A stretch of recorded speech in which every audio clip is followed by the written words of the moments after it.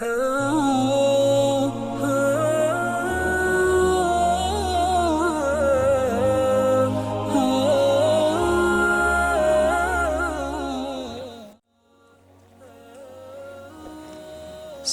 warahmatullahi wabarakatuh.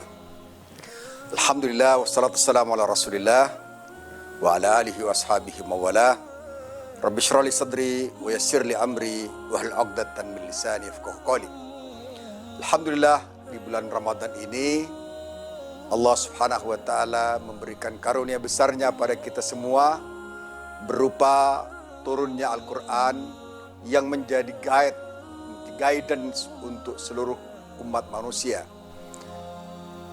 Al-Quran yang merupakan kitab suci umat Islam ini memberikan jalan, memberikan petunjuk, memberikan arahan kepada umat manusia untuk menjadi orang yang baik, menjadi orang yang memiliki kepekaan terhadap sesama, memiliki kesadaran bertuhan kepada Allah Subhanahu wa taala.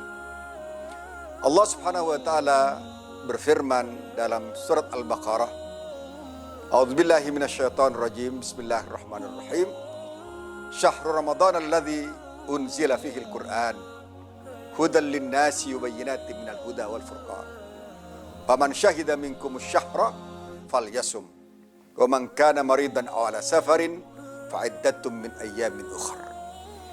Ila akhiril ayat. Pada bulan Ramadan ini diturunkan Al-Quran. Hudan linnas, yang menjadi petunjuk, menjadi guidance. Linnas bagi seluruh umat manusia. Al-Quran yang kita senantiasa baca dan harus dibaca walaupun bukan pada bulan Ramadan ini, harus mendarah daging dalam kehidupan kita semua. Kita harus bernafaskan Al-Quran itu. Perilaku kita harus merefleksikan Al-Quran itu. Sebagaimana pernah terjadi di zaman Aisyah radhiyallahu anha, tatkala ditanyakan kepada beliau tentang akhlak Rasulullah sallallahu alaihi wasallam.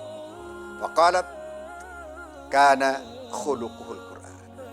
Sahabat tadi bertanya, kaifa kana khuluqu Rasulillah sallallahu alaihi wasallam ya ummul mukminin? Qalat kana khuluquhul Quran. Akhlaknya adalah akhlak Quran. Maka tidak heran kalau orang-orang barat menyebut bahwa Rasulullah Muhammad sallallahu alaihi wasallam adalah, mereka menyebutnya sebagai the living Quran. Al-Quran yang hidup, Al-Quran yang rohnya ada pada perilaku-perilaku beliau.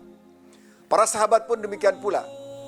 Tatkala Al-Quran turun, mereka menghafalkannya hanya 10 ayat dan kemudian mereka berusaha untuk mengamalkannya sebaik-baiknya sebelum mereka beranjak pada ayat-ayat yang lain.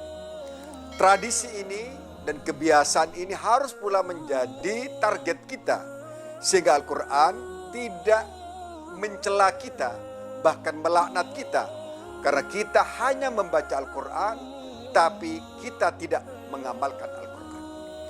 Kita bukan hanya ingin menjadi pembaca Al-Quran, atau mungkin penafsir Al-Quran, tetapi kita ingin menjadi pengamal Al-Quran. Al-Quran yang membumi, Al-Quran yang mengalir dalam darah kita semua, mengalir dalam kehidupan kita semua. Bukan Al-Quran yang hanya berupa kertas-kertas, tapi Al-Quran yang nampak, Al-Quran yang terasa oleh umat manusia, bahwa kita telah menjadi bagian penting dari pengamal Al-Quran itu.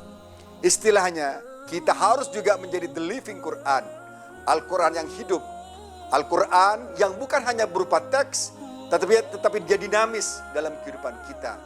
Hidup kehidupan kita terwarnai, tercelup oleh nilai-nilai Al-Quran itu.